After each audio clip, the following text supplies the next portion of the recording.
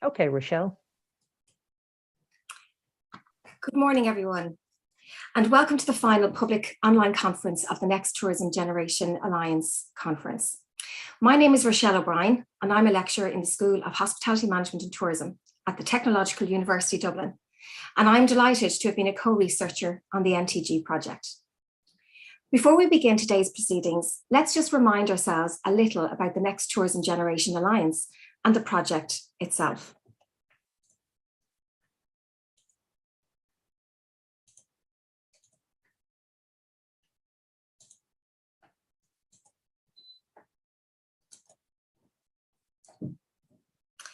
The NTG Alliance is a strategic and a multi-layered collaborative that was formed in 2018.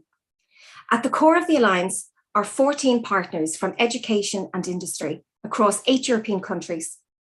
Additionally, other organisations and government bodies have joined the Alliance as either associated or affiliated partners. Building on the previous work of the European Commission, the Pan-European Alliance is one of the sector skills alliances set up as part of the Blueprint for sectoral cooperation in skills. Specifically, the NTG Alliance aims to address skills needs in the 5 major subsectors of the tourism industry, namely visitor attractions, travel agencies and tour operators, the accommodation sector, food and beverage, and also destination management. By focusing on skills development in the areas of digital, green, and social skills, the Alliance has aimed to produce a roadmap or a blueprint for the tourism industry for a more resilient, innovative, and sustainable tourism sector as it recovers and looks to the future following the devastating impact of COVID-19. The theme of today's conference is the transition of green, digital, and social skills development in tourism. And over the course of the day, there are 4 individual module sessions that we would invite you to attend, each of which will explore one of the NTG outputs, and each of which provides tools, initiatives, and mechanisms to support skills and also to encourage sectoral cooperation. Today's first session will introduce you to the NTG Blueprint itself, and also to the collaborative governance framework.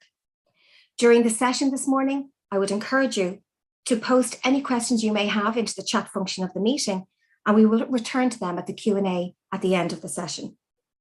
So without further ado, let's introduce our presenter and our panelists for today's session.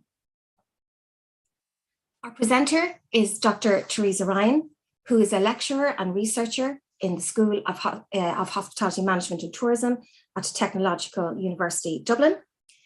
Teresa is Programme Chair for the Master's Programmes, and she is also coordinator of the school's PhD programme.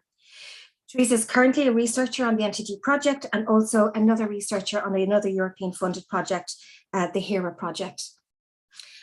Our panelists for today are Dr. Sheena Carlisle, who's Senior Lecturer in International Tourism Management at Cardiff Metropolitan University. Sheena is currently developing research on sustainable tourism, sustainability, digital skills gaps, and also implementing sustainability scale solutions in the tourism education landscape. Our next contributor to the panel is Dr. Maja Ivanova. Maja is Associate Professor and Head of the Department of Tourism and Hospitality at Varna University of Management in Bulgaria. Maja is also an expert at Zangador Research Institute in the country. She has a 10-year experience working in the industry across tour operator and travel agency companies, and also has extensive knowledge in the air, transport, and tourism intermediary element of the industry.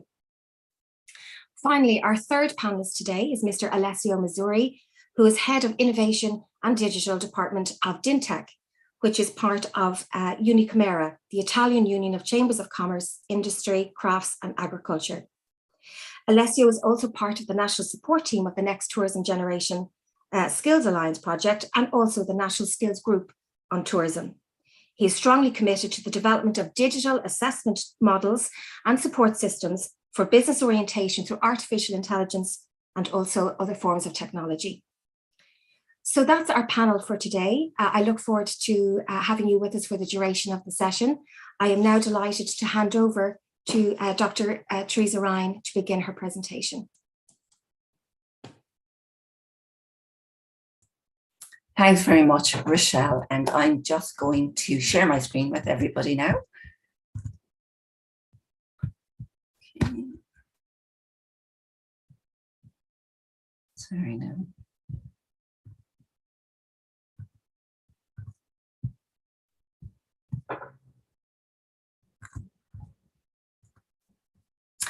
So, good morning, everybody, and I'm delighted to be here with you today and to present on our first module, which is looking at the collaborative framework on skills development and the NTG Blueprint. So Rachelle has already given you a background to the NTG project, so I'm not going to go into this in detail, but I just want to briefly remind you that as one of the sectoral skills alliances set up as part of the EU Blueprint for Sectoral Cooperation on Skills that emerged from the European Skills Agenda, the NTG Alliance was tasked with setting up the first pan-European blueprint for tourism skills development. And in essence, the project is a European partnership for implementing a long-term strategy for skills development in tourism. And I'm going to present to you today on our blueprint and also on the collaborative framework that underpins and that's central to that blueprint. So the NTG Blueprint is really the final output of the project, and it provides a roadmap and a really comprehensive methodology for addressing digital, social, and green skills needs in the tourism sector in Europe through transformational collaboration between industry, education, social partners, and government. Central to the blueprint is the recognition that to address skills needs and to equip the sector's workforce for future challenges, it's imperative that the current gap between government, education, social partners, and industry stakeholders are bridged. And the collaborative governance framework outlined in the blueprint provides guidance on for bridging these gaps. And it also provides a means of supporting collaborative initiatives to facilitate upskilling, reskilling, and new skill acquisition going forward. The blueprint is informed by a number of EU policies, including, for example, the 2030 Agenda for Sustainable Development, the Blueprint for Sectoral Cooperation on Skills, the European Skills Agenda, the Tourism Transition Pathway, and the European Pillar of Social Rights. And furthermore, the recent launch of the Pact for Skills was an important landmark because it aligns very much with the blueprint as it addresses the need to reskill and upskill workers and also recognises the importance of a collaborative approach for addressing skills needs. So the blueprint takes a really solutions-focused approach to addressing skills needs within the tourism sector. And it brings together all of the key elements of and tools of the NTG project. And you'll see these outlined to the right of the screen. So the key elements there at the top are collaboration underpinned by governance framework, methodology for identifying skills needs, and provision of education and training underpinned by a quality skills standard framework. Each of these are underpinned by a range of tools, including the NTG Collaborative Governance Framework that I'm going to talk to you about today, but also the NTG Skills Assessment Methodology for identifying skills at a strategic level, the NTG Skills Matrix and Skills Lab, which support organisations and individuals in identifying their own skills needs, the Tourism Sector Skills Toolkit, which is a range of tools for use at an operational level to address those skills needs, and then also the Quality Skills Standards Framework to support industry and education and training providers to address skills from a quality assurance perspective. All of these are going to be addressed later on throughout the day in the conference, but the focus of this module is the NTG Collaborative Governance Framework, which underpins the transformative collaboration at European, national and regional level that is really vital to all of these activities and to addressing current and tourism skills needs. And so that's going to be the focus of my presentation today, is to talk about that a little bit more. So just to talk a little bit about collaboration and the importance of collaboration. So collaboration is identified in many different EU policy documents as essential. And the benefits of collaboration approaches are really well recognized. And similarly, the NTG Blueprint is underpinned by the recognition that addressing tourism skills needs requires transformational collaboration, as this type of collaboration can result in more informed and participative policy development that is influenced by all key stakeholders. However, despite its many advantages, successful collaboration is really difficult to achieve. And the research that we've undertaken throughout the NTG project shows that many collaborations fail, especially those in what we might call loose networks where there's no hierarchy or ownership. And so this means that for collaboration to be successful, good governance is really critical. And a governance framework that is structured enough to provide direction, but fluid enough to allow for the complexity of external environments is really key. So the NTG Collaborative Governance Framework has been developed with all of this in mind. It's based on an extensive review of best practice, and it has been tested to ensure it can be adapted to suit different national, regional, and also local contexts as required. So on your screen now, you can actually see the Collaborative Governance Framework. And there's a number of key elements to it. At the top there, you can see that we have internal processes. And these address the formal process and steps that are needed to support the internal workings of any collaboration. So things like agreeing the scope of the project, establishing a shared vision, and establishing the benefits that will accrue to members of the collaboration, all seen as really, really key.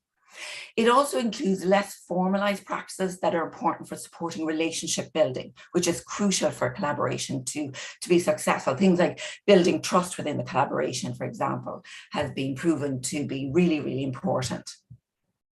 After that, we have what we call internal structures.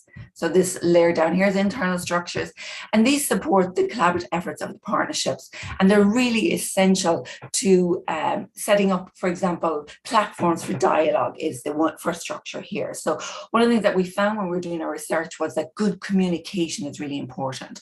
So one of the structures that's very important for any collaboration is to set up a platform through which members of the collaboration can dialogue and communicate with each other. Similarly, we have succession planning there, the importance of making sure that if one partner leaves a collaboration, there is a plan in place for somebody to replace them and so on. The need for a formal agreement, resourcing structures, and also conflict resolution, all critical to supporting the internal structure of any collaboration. And finally, we have external engagement. And these are activities that involve engaging with others outside of the collaboration. For example, the marketing and communication to external, engaging with policymakers, for example. So all of these are the key elements of the actual framework. But each of these key elements is further developed in the blueprint. So this is a very busy slide, but what I want to show you here was the amount of information and support that's available in the blueprint that supports each element of the collaborative framework. So for example, you'll see that I've just taken the components of the internal processes here, and you can see that each one, agree scope, establish shared vision, establish benefits, etc., are all further developed. So they're explained what they mean, why they are important to the collaboration, and how they can be achieved are all further developed in the blueprint.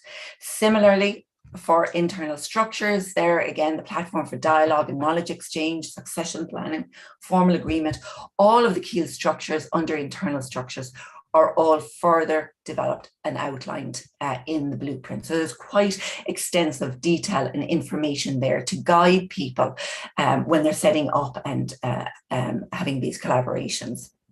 And again, for external engagement, engagement with policymakers, why it's important, at what level they should be included, etc. All of these are really important. A key one there, for example, that might seem quite simple, but that is proven to be really important is ensuring the support of managers. So the individuals involved in any collaboration have to have support of their managers from their organization in terms of time resources and any other resources, and an understanding that they will have to, do work for the collaboration, be involved in the collaboration. So again, it outlines all of these key areas that is really important for successful collaboration. And all of these has come from the research that we've undertaken throughout the project. And the collaborative framework goes further because it also provides a comprehensive guidance on how to address each element of those. So not only do you have the step, but you also have the actions under underneath each one. So for example, each internal process, each internal structure and external engagement is backed up by an explanation, as I've shown you in the previous slides, but also key actions and steps. So I'm just showing you one here, and this is actually a snapshot from the blueprint that you can see. This is an internal structure and it's platform for dialogue and knowledge exchange. There's an explanation underneath that, and then there is a list of key actions and steps that need to be taken to put that in place. And that is the case for each of those structures, and each, as I say, of the process and external engagement. So it's very, very detailed in terms of how to use this and how to apply it. So the collaborative framework then is also linked to the different NTG tools, and I mentioned these earlier, for example, the skills assessment methodology, the skills matrix and the skills lab, the toolkit, and also the quality skills framework. So it's very, very comprehensive, and it brings together all of these key elements to support those that are getting involved in the collaboration. And it also includes, the blueprint includes a detailed sustainability and action plan that can be used in conjunction with the framework and to support, again, the success of any collaboration. So all in all, the NTG Collaborative Governance Framework is a very comprehensive framework of structures and processes, actions and steps. And all of this is to facilitate collective decision-making, coordinated joint action, and also resource allocation at national, regional and local levels. So it can be applied at all of these and adapted for all of these different levels, depending on the context in which it's being used. So I've already explained, and you can see throughout this presentation, that really collaboration and discussion is at the core of NTG and what we've been about. And to support this, during the project, a number of national regional skills partnerships were set up. And actually there was one set up established in each of the 8 NTG partner countries. And the idea of this NRSPs was to bring together key stakeholders, including stakeholders from education and training institutions, industry representative bodies, national local governments, public authorities, social partners, etc. So from all different spheres of the industry and government and, as I said, social partners. And these NRSPs have been really instrumental throughout the project, and to date they've played a key role in a number of areas in, testing the different tools, having an input into them, and they have a key role to play going forward. For example, in directly linking to the Pact for Skills and, continuing to build connections between the different stakeholders and addressing and identifying skills needs going forward. But of importance as well is that these NRSPs have used the NTG Collaborative Governance Framework to inform and support their collective activities. And they were a really important mechanism for evaluating the collaborative framework. And that leads us very nicely then to the next session of our module, which is the panel discussion. And I'm going to hand back to Rachelle now, who's going to moderate our panel discussion. And the panel discussion is really looking at the NRSPs and exploring, the collaborative governance framework from the perspective of the NRSPs and how they evaluate it. So Rachelle, I'm going to hand over to you, and I want to thank everybody for listening. And if you have any questions, can you pop them please into the chat, and we'll return to them at the end of the panel discussion. So thanks, Rachelle, back to you. Thank you very much, Teresa, for that very detailed, very informative presentation. I think you really highlighted there the importance of collaboration, and particularly, collaboration with the key stakeholders involved in the process. So I think that was really, really useful. Thank you. At this point, I'd like to invite our panelists to join us, if they can put on their cameras and join us now for our discussion. Thank you, Maya. You're welcome. Hi, Sheena. Thank you. You're welcome. And we should have Alessio also joining us.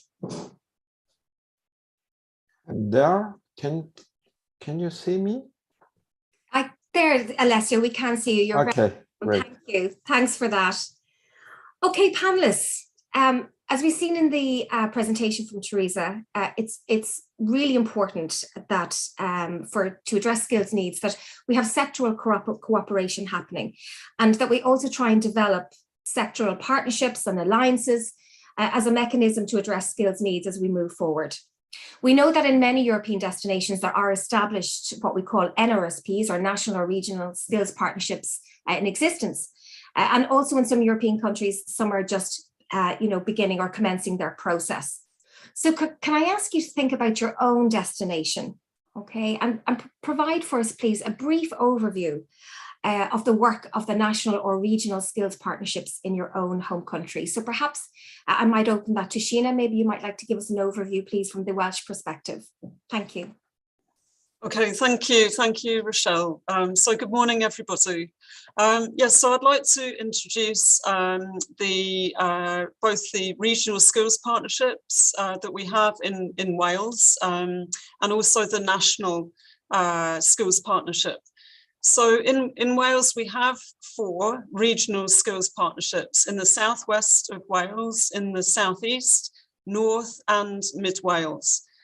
These were established by Welsh government, and they're a core part of the employment and skills strategy of and policy of the Welsh government. They are set up, there are 7 different sectors which are represented, and tourism and hospitality is one of those sectors. They are supported by an executive board, which is representation from across higher education, further education, businesses, and government departments. So it's very much multi-stakeholder collaboration. They are supported by 3-year employment and skills plans. So these are revised on that basis every 3 years. We're just coming up to October 2022 when there'll be new 3-year plans released. So each regional skills partnership has their own website for their region to disseminate information. And the key aspect, the key role of the regional skills partnerships are to support the economic action plan in Wales, and to really put a focus upon skills and training to achieve regional economic development. And so there are particular areas which they work on. Significantly, it's about producing and analysing labour market information. And that labour market information then informs the skills requirements in that particular sector. They also review the skills provision in that region and advise Welsh Government on the future prioritisation of skills. And this helps to support funding as well, and the streamlining of funding. So significantly, the Regional Skills Partnership acts as a strategic body which is strongly informed by industry engagement and taking account of what skills are really needed and where the gaps are. It's about also working collectively in that partnership, and each regional skills partnership has a tourism cluster group. So there's the executive board at the RSP level, and then there's the tourism cluster group, which is attached to each of the RSPs. So the tourism cluster groups, they meet on a regular basis, which again, that cluster group is a representation of trade associations in the hospitality and tourism sector, businesses from across, visitor attractions, hotels, food, outdoor, etc. So it's a really interesting and successful structure that is working in Wales, and they've been in operation for about 5 years now. And In addition to that, there's the National Skills Partnership, which was established about 3 years ago. And that's a national partnership, again, a multi-stakeholder partnership representation across HE, FE, business trade associations and government departments such as Careers Wales that focuses on recruitment, and Qualification Wales that audits and assures a lot of different qualifications. So there are many different representations around the board, around the partnership.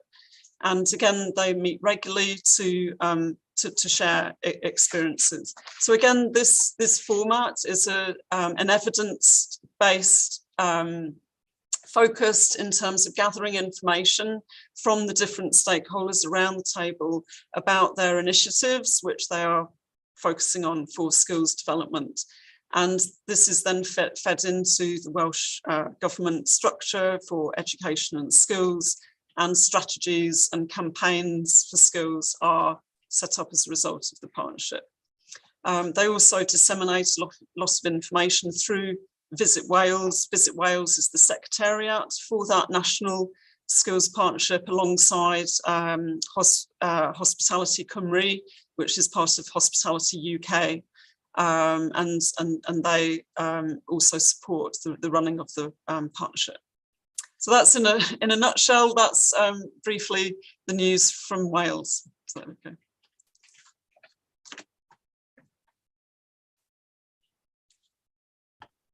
You're on mute, the microphone. Oh, thank you, Sheena. Thank you. I was saying there's some really excellent examples of numerous regional partnerships working very effectively and supporting on a national level. So thank you for that Welsh example. I think there's lots of learnings there. Thank you.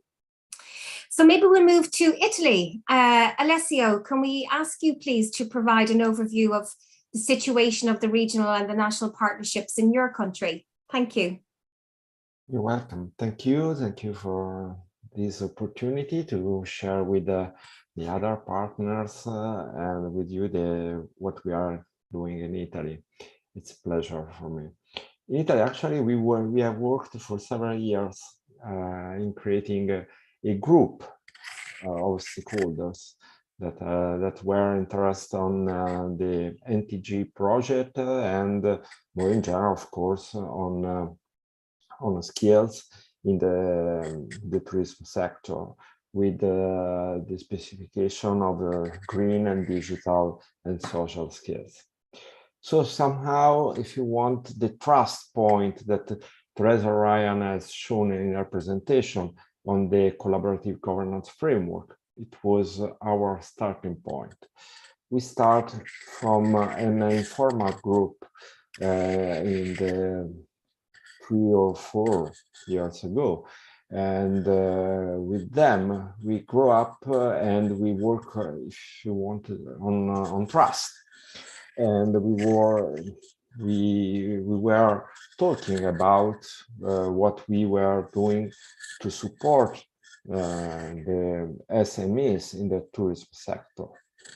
So from there, we built the objective, and thus we shared with them the content of a memorandum of understanding that all of us signed.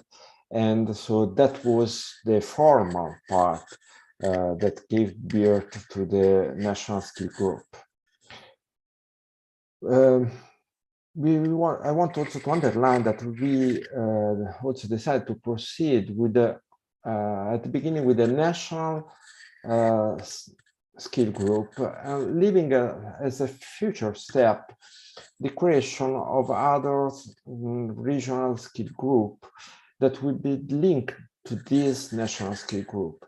This because we want to, if you want to somehow test and better understand how it can work the collaborative governance framework, and test it in Italy, and maybe make some adjustment and personalize it on the national needs. So we had the first meeting on the 2nd of March this year. I mean, the first formal meeting of the National Skill Group. And then another meeting the 12th of May. Now we are 17 participants, business association, chamber of commerce, research centers, and university. And now also the region are interested, and one region is part of the national skill group. Other two partners, region and university, are already considering to enter as well. So the group is growing, and so we are already thinking if it's the case to give birth to the regional skill group. But at this moment we are, working in strengthening the national collaboration and the national activities. So during this period, we have defined a logo, which is, if you want, an umbrella logo that we want to use to underline the activities we want to promote, and that we have collected in an activity plan. We have done this activity plan, which is a document of approximately 20 pages, in which we explain who we are, what we want to do, and what we do as a single association bodies, and what we want to do together, of course. And one more activity that we decide to put in force from the beginning is that we want to divide us in working groups. One working group will be focused on events and communication. We have already actually scheduled an event in September or October, which has been promoted by a partner of the National Skill Group. Then another working group is on NTG toolkit experimentation, because anyway, all the National Skill Group partners believe that the output of the NTG project can be a very important starting point, and they want to understand better what there is inside the toolkit. And then there are two universities that want already to experiment the courses that we have, that there are in the toolkit in their own activities. Then there is a third working group on quality and certification skills that we want to test in Italy, of course, but we would be very happy to share and open with the other countries, maybe to define a European common certification quality skills. I'm going to finish. That's okay. Okay, the fourth working group is on skills metrics and skills intelligence. And so it's clear that we want to work on, if you want, a matrix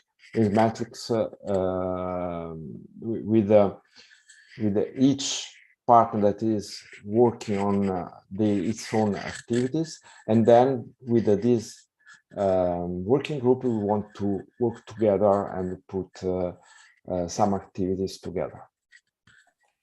Thank you so much, Alessio. That's a wonderful example of a newly established national skills partnership. And by the sounds of it, you've done tremendous work in the short time that you've been in existence. So big kudos for that.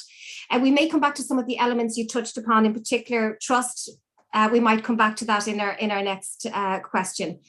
So thank you. So we move now to Bulgaria. Maya, how are you? Welcome. Perhaps again, you can give us a brief overview of your partnerships in your country, both at national and or regional level. Thank you. Thank you, everyone. So yes, we also started from the scratch, similar to Italy. And actually, most of the processes Alessio mentioned, we also are going through them. So to start from the very beginning, yes, we also did some informal partnerships during several years to engage people, to explain them the importance of skills for the future of tourism. And finally, in the beginning of December, on the 9th of December, we established our national skills group for Bulgaria. In the very beginning, it consisted of very diverse partners, mainly from the business, educational institutions, some university. Also, we had several training organizations that are working with the business. Also, we had municipality and some NGOs. We emphasized on the micro and nano companies because, you know, they are prevailing, especially the tourism industry in Bulgaria is quite fragmented, and the small, micro and nano companies dominate. So we wanted them to be presented because, you know, usually the bigger ones are selected for such partnerships. So we also had such a formal agreement following the recommendations from the framework and also from the project that we did. So every single member signed this formal agreement to commit to participate in this group. And on the very first meeting in December, we explained all the goals, our plans, and some activities that we are going to initiate for the next year. I may say that the partners were very enthusiastic. They really were happy that such a partnership is really needed, necessary for the tourism industry, especially in the post-COVID period. So what we did further is that we ensured a platform for communication and sharing of resources. A shared folder was implemented where we inserted all the materials, record of the meetings, and any other presentations and things that may be useful for the participants. Additionally, we made a Facebook group, which also serves as our communication channel for the external participants. It is named Education and Training in Tourism in Bulgarian, however, and it has become our social media tool, first of all for internal communication, but also for promoting our group and trying to engage more people for our purposes. And during the meetings, we had 3 so far till now.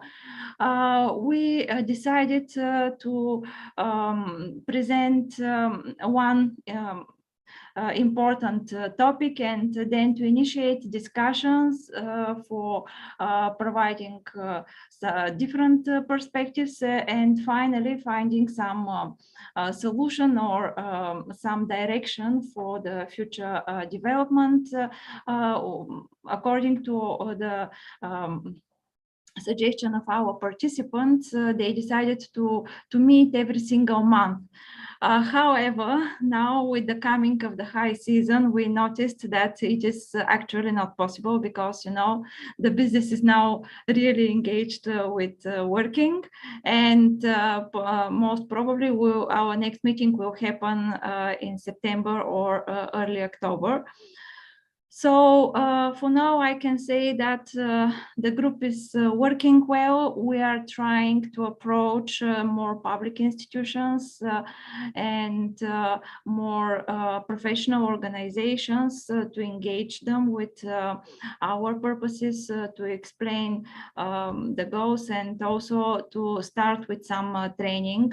We had piloted the toolkit at the university and also with some participants from the business, but we plan to enlarge our activities, as I said, after the high season is over, at least here in Bulgaria, because it is really very determining all the activities of our participants. So, so far, I think this is in brief everything about our group, and along in the discussion I will share more. Thank you so much, Maya. And again, some wonderful insights there from a newly established national partnership, and some really creative and innovative tools that you're utilizing in terms of, your social media communications. So again, maybe that's something that people in our audience might like to, borrow from, or certainly to look at.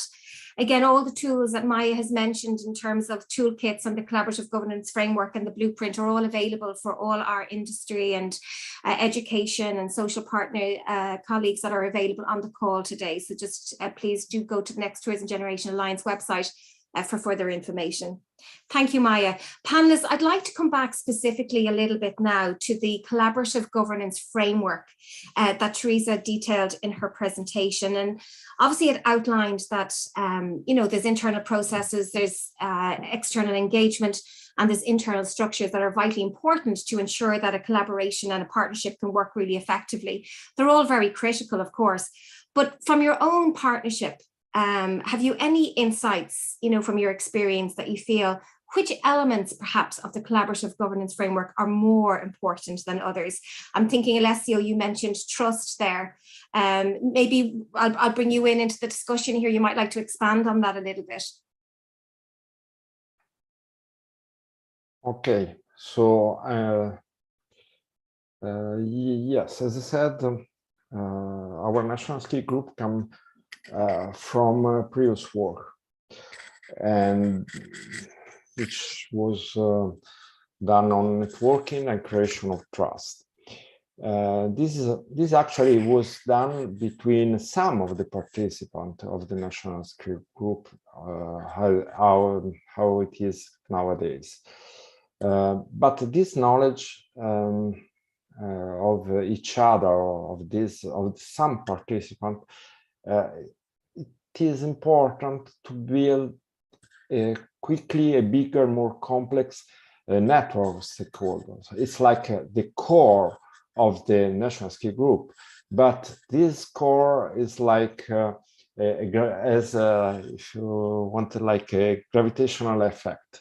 It let others to join and quickly get part of the group.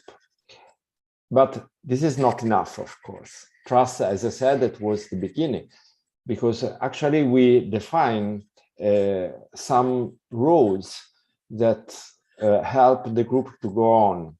We define a general coordinator, if you want the leadership that Teresa mentioned. And the general coordinator, which is in camera, the Italian Association of Chamber of Commerce, it's the one that try to manage the stakeholder activities and help the group to start up. But what we want is that the group over and over begin to work as I said, with the working group, with special activities that each partner has to follow.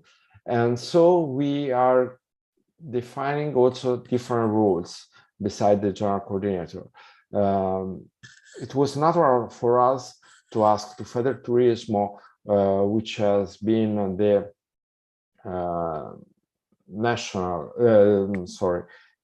the coordinator of the NTG project, we asked them to Federturismo to be our point of contact for the European Commission, so the international contact point. Moreover, we have asked to other partners to support us with the relationship and management with the other potential stakeholders, in particular with the FTO as the point of contact of other associations, CNR, University of Rome and Lewis, which are the CNR is the biggest research center in Italy, and the other the European University of Rome and Lewis are two universities, to be the point of contact for other universities and research centers. And then we are waiting to assign a special contact point for the regions, because we want to bring in the region and to manage somehow the creation of the regional skill group. So, coming to the conclusion, in this way we created, as I said, a sort of matrix in which there are points of contact to stimulate the participation and the involvement of a specific target of stakeholders. And on the other hand, we have the working group that I've already mentioned, that we work on a specific topic, and together we hope that this national skill group can grow in activities and in stakeholders. It is clear that now we are focusing on organization and on the internal processes that Teresa was mentioning. But we are strongly eager to collaborate with other stakeholders and other groups also to share the knowledge. And I have seen Bulgaria was working very well on communication and their activities. I think it will be very an inspiration for us. So thanks for this moment. Yes, thank you, Alessio. Very interesting in terms of predefined roles and very clear leadership. I might move to Wales, Sheena. Any examples you can provide in terms of where you felt a particular element of the governance framework perhaps was more paramount than another? Yeah, so I think one of the most important aspects for the RSPs is to have achievable and measurable objectives, and that is supported by their 3-year plan. So I mean that's reviewed on an annual basis, but that document is a really key document which helps to give the schools partnership its direction. And the fact that that plan is derived from research and evidence about skills gaps and skills challenges, so that creates the focus. And I would say that the plan is the underpinning sort of physical document anyway. I mean, obviously there's a lot of lots of dialogue and stakeholder engagement that then supports the implementation of that plan. And I think that's really helps the congruity of the goals, and to help the collaboration take shape. So just another example from the national skills partnership, which is where the Visit Wales is the secretariat. The key aspect of marketing and communications has been achieved through a really quite a major recruitment campaign that they've been doing in Wales over the last year. And that was really in response to the fact that the hospitality sector have been in lots and lots of challenges, particularly in terms of accessing labour and accessing people who are interested to work in tourism, because obviously lots of employees jumped out of the sector and into other sectors, and also because it was closed, obviously lots of young people were not interested to pursue educational training in that sector either. So they've developed a campaign alongside Careers Wales and Working Wales, which are two organisations which do a lot of work with young people in particular. And so they engaged in a promotional campaign where they developed a hashtag experience makers, which they did a lot of video interviews with people working in the sector and have used those videos to promote the value and the enjoyment that people have through working in the sector. And so there's been a whole campaign, a social media campaign and newsletters and videos which have supported that. So I think that's just one example of marketing and communications. But I would also go back to the fact that the National Skills Partnership has a terms of reference. They have objectives of what they want to achieve, and I think these are absolutely crucial to drive the direction, because it's such a complex landscape. The tourism education and training landscape there are so many players. And it's so easy for organisations to work in silos, and just, you know, we all know how easy it is to work in a bubble within your institution. And I think collaborative efforts like these skills partnership give the opportunity for organisations to share what they're doing, because all these different organisations are working to the same objective in terms of education and training and supporting the growth of the sector and supporting the sector.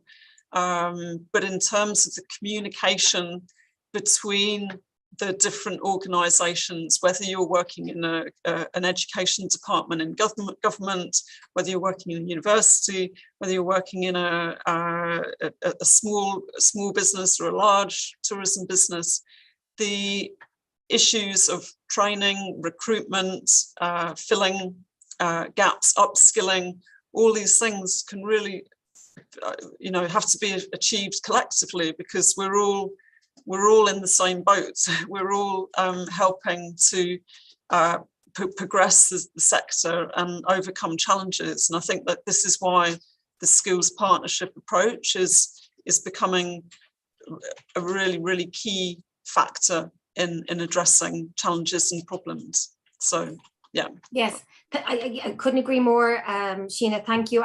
It's also interesting that the aims and objectives they provide, I suppose, the formal arrangement of the partnership. And interestingly, in the governance framework, it's very clearly outlined that that's really important to have that formal arrangement, but not so formal that it doesn't allow for agility. So I think that's the example you've provided is really, really useful there. Thank you for that. Thank you very much. Okay. Thank you. Maya, can I ask the same question in terms of Bulgaria? What elements of the governance framework do you feel perhaps is more critical from your experience with your own partnership?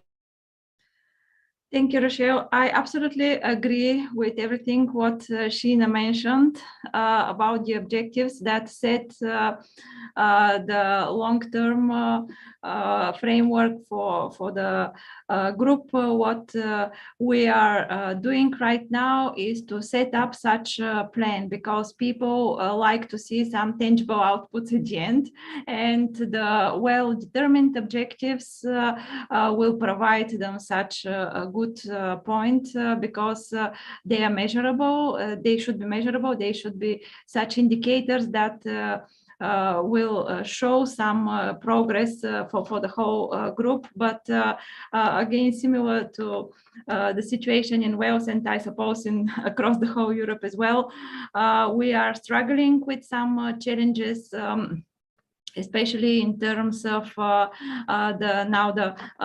post-COVID period, when people are struggling to revive their business, and the lack of employees. So at one point they are saying, well, we don't have employees at all, how to train them? And this is really a really huge challenge in front of us to make our sector again more attractive, to take young people and just explain that the sector is really worth to work in it. For me, another point in our group is also taking external support, especially from public institutions. And this is one of our major goals for the coming year, because yes, in the group we are discussing, we are taking some solutions, achieving our goals, but at least in terms of governmental structure and the sector, we need the support. We need the support of those public institutions. So for sure, through communication channels, through events, we are going to connect and ask for support of public institutions so that our goals are implemented at a major scale and they have real impact on the sector at all. Mm-hmm. Yes, absolutely, Maya. I think you've highlighted a really important point there in terms of, that the partnerships do need to be constantly looking outside of themselves in terms of where are the supports available, both in terms of knowledge support and financial support, and obviously ultimately in terms of policy support. So thank you. That's a super example in terms of how the framework, the government's framework, might help, as I said, other partnerships to form and what elements they need to be looking at.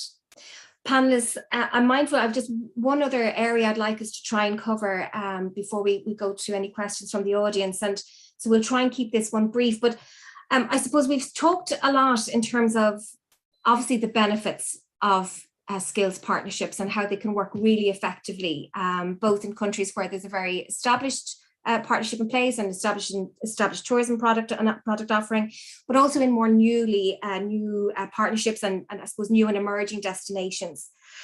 So as we all look to the future in terms of where we're going post-COVID and looking for, I suppose, a more innovative and sustainable tourism offering, how do you feel the NRSPs or certainly the measures to establish an NRSP could help address tourism skills needs across Europe?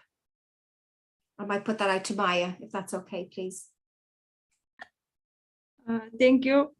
Well, I think it's really a major challenge for all of us, but I think that starting from below up is the most important and actually the correct approach, if I can say, because I mentioned that the tourism industry is quite fragmented, so all those small companies, they are having their issues and they're struggling with them, and very few of these issues could be addressed to higher levels. And I think the partnership, one of the partnership's role is exactly this, to give voice to the small ones, so that the real situations, the real challenges that come from the very lowest levels in the hierarchy can be heard and at one point could make some change in the legislation or in the system at all. So for me, this is the major role of the partnerships, and I do believe in it, that they will help the tourist companies across Europe to be heard. Super, Maya, thank you. Yes. Can I ask Sheena the same question? Where do you think and what do we need to do and what can help us in terms of addressing tourism skills needs and the role of partnerships in that process? Yeah, so I think one of the most, there are many issues, but one of the issues is that delivering training in skills and researching skills and identifying the gaps. It's not a static issue. It's not something that just remains constant. They're reviving skills and upskilling and making sure that current employees and future employees have the appropriate skills that can reflect the changing environment in which tourism and hospitality operates. Given that fact, it is really important that the organisations who are delivering those skills and also researching those skills and developing strategies and policies for the delivery and implementation of skills development have to come together. And again, just going back to a previous point, and again, reiterating the importance of what Alessio and Maya has said, it is really through collaboration where there can be some unity in terms of the direction which skills are going. And that's, I guess, where the importance of digital skills and sustainability skills are becoming increasingly important. And the social skills, communication, personal, transferable skills that can then support the delivery of digital and environmental skills are equally important. And so I think it's about the ability of a skills partnership to try and look for some coherence and some way through, given the complications of working in these sectors, of working in industry and working in education. And there are lots of mechanisms which can be refreshed, whether that's internally within a university or college. There are national occupational standards which can be refreshed.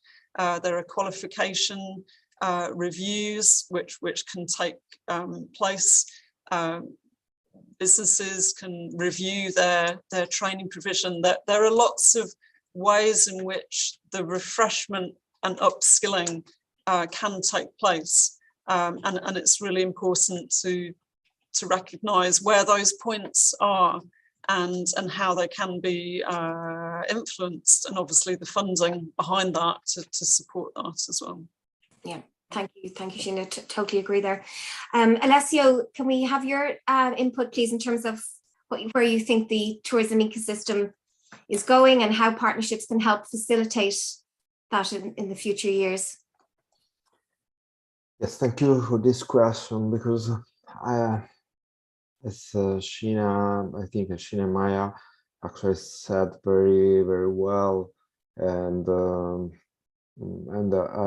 I agree with them that I think that an important value that this group has inside is to share experience between different actors of the training and the tourism sector, but also to amplify the voice of the smaller enterprises of the tourism sector. Okay? By the way, in Italy, most part of SMEs are small and micro enterprises. So it is very important to involve them in this process. But I want also to underline another aspect of the collaboration, which I think it's very important. It's the European dimension of what we are doing, especially in this period. I think that the possibility of the workers, that we are giving to the workers to make a comparison between their skills and in perspective with the skills of other with the skills of other workers in other countries. It's very important so that they can better understand if if their skills are in line with the workers of other countries, and in this way, if their enterprises are competitive also at the European level. That's why we are working on the quality and the certification scheme.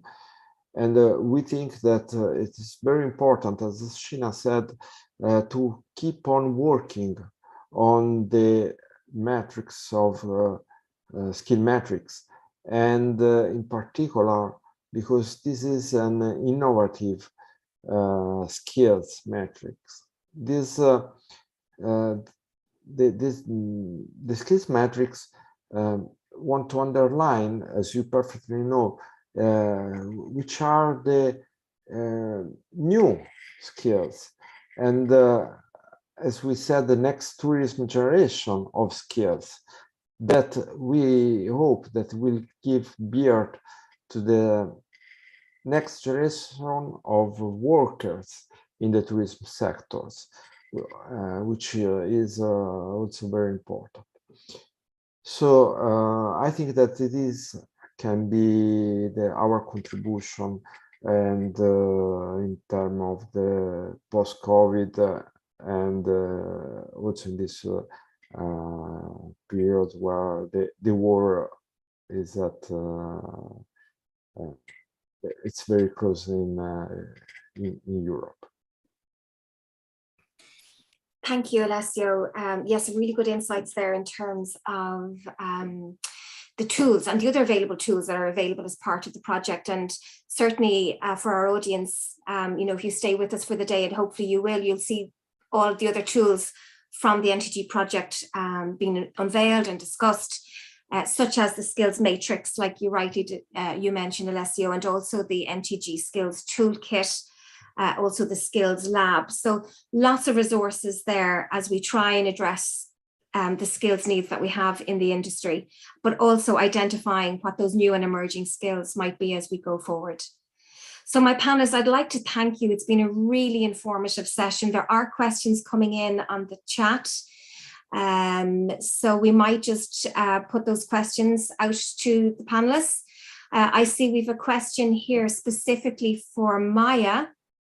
Maya, the question from the audience asks, is your partnership interested in providing foreign language skills to the employees of SMEs in Bulgaria? Most of them speak English, but maybe they should perhaps speak basic German, French, Romanian, Russian, Polish, for example.